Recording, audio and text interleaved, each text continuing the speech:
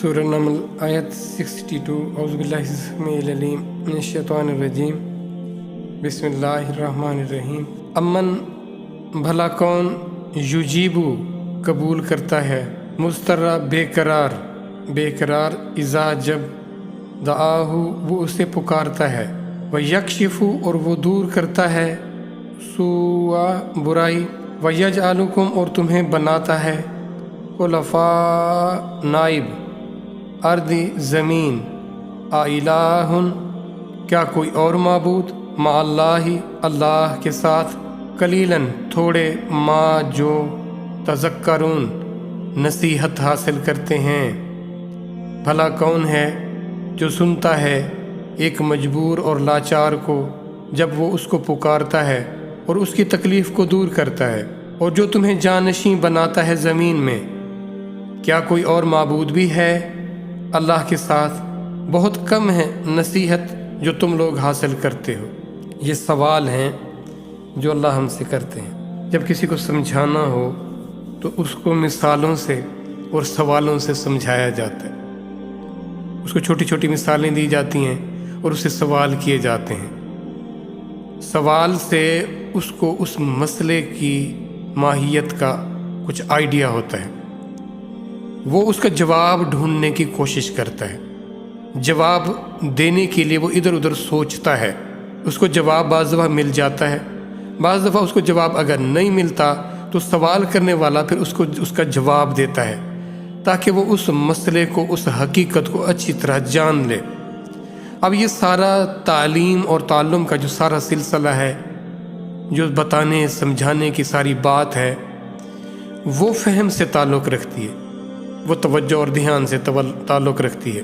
سمجھانے والا سمجھا رہا ہو، بتانے والا بتا رہا ہو، اور جس کو وہ بتا رہا ہو اس کا دھیان کہیں اور ہو، بتائیں وہ کس کا نقصان کر رہا ہے؟ وہ اپنا نقصان کر رہا ہے۔ اگر ایک طالب علم اپنی کلاس میں جائے لیکن وہاں غور نہ کرے، وہ اپنے معلم کی بات کو سمجھے نہ، اور وہ بڑی اچھی طرح تشریح کرے، خوب مثالوں سے سوالوں سے اس کو سمجھائے، لیکن وہ نہ سمجھے، پھر نقصان کس کا ہوا؟ اور اللہ یہ ہمیں خبر بھی دے رہے ہیں، دیکھو میرا یہ سارا سمجھانا بتانا، اور تم بہت قلیل لوگ ہو جو نصیحت حاصل کرتے ہو، یہ بات بھی بتا دی گئی۔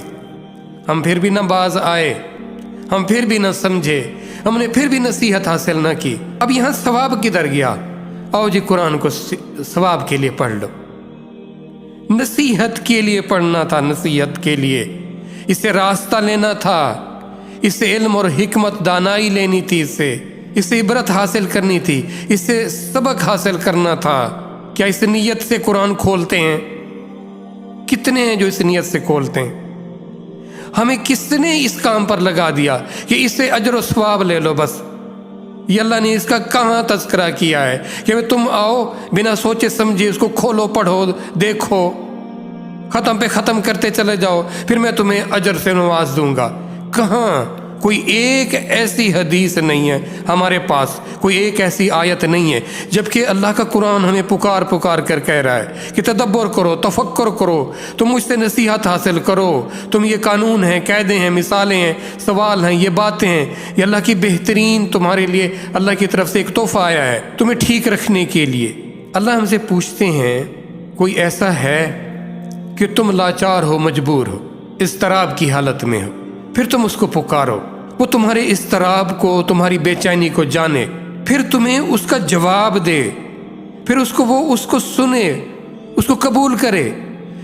دل کے اندر اتھاہ گہرائیوں کے اندر چھپی خواہشیں، وہ بیچارگی، وہ لاچارگی کون ہے جو اندر ہی اندر سب کچھ جان لے؟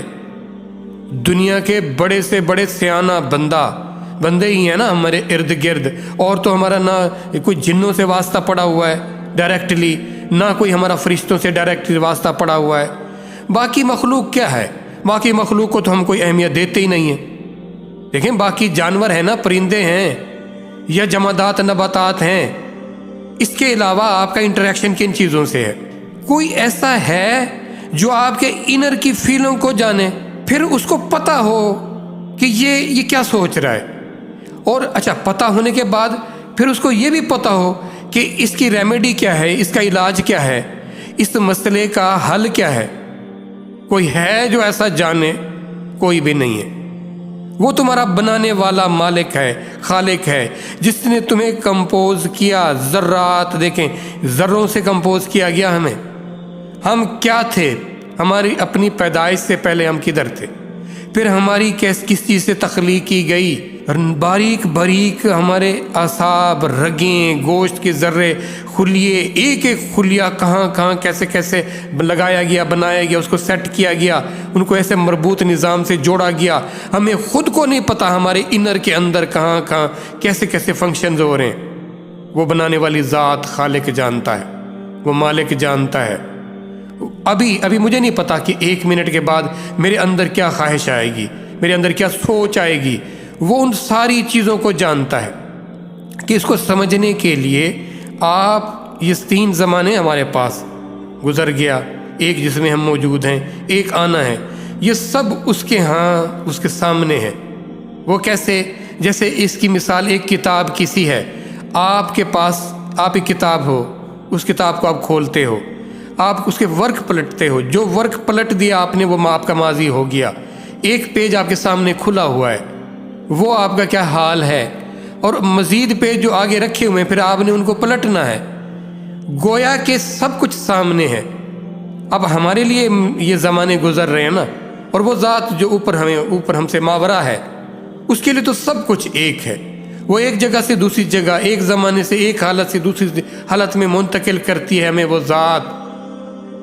یقین کریں، اگر اس حقیقت حال کا پتہ لگ جائے نا، تو پھر انسان کا وہ رنج، وہ دکھ، وہ غم جاتا رہے۔ اسے معلوم ہو جائے میرا سب سے بڑھ کر جو میری ذات خیر خواہ ہے وہ اللہ کی ذات ہے، جو سب کچھ کر سکتی ہے وہ اللہ کی ذات ہے، اور وہ مجھے اتنی اہمیت دیتی ہے اور مجھے اتنے بھرپور محبت کرتی ہے۔ وہ مجھے ایسے نہیں جانے دے گی، مجھے رائیگاں نہیں ہونے دے گی، وہ مجھے ضائع نہیں ہونے دے گی، وہ میرا نقصان نہیں ہونے دے گی، وہ میرے ساتھ ٹھیک عمل کرے گی۔ کسی کے مر جانے پر ہم چیختے چلاتے ہیں نا، ہم یہ سمجھتے ہیں کہ وہ ہم سے جدا ہو گیا۔ اللہ کے ہاں تو وہ ایک جگہ سے دوسری جگہ منتقل ہو گیا نا، تو اسی لیے تو اسے وہ کہتی ہے وہ ذات، دیکھو اِنَّ لِلَّهِ وَإِنَّا إِلَيْهِ راجعون۔ جب یہ کنسیپٹ حقیقت میں ہم سمجھتے ہیں تو اسے خبر ہو جاتی ہے کہ کیا ہو گیا، ہم سب اسی کے ہیں۔ وہ ذات ہمیں ایک جگہ سے دوسری جگہ منتقل کر رہی ہے، شفل کر رہی ہے، وہ ہماری جگہ چینج کر رہی ہے، ہمارا فیس چینج کر رہی ہے۔ تو اللہ کی ذات کے سوا تمہیں کوئی اور بھی معبود مل گیا ہے کیا کہ تم اس کو چھوڑ کر پھر ان چیزوں میں لگ گئے؟ کیا ہم نے اللہ کے اس سوال کو سنا؟ پھر اللہ ہمیں جو جواب دیتے ہیں، جو سمجھاتے ہیں، کیا ہم سمجھے؟ کیا اتنی قدر، اتنی اہمیت ہم نے اللہ کے اس کلام کو دی ہوئی ہے؟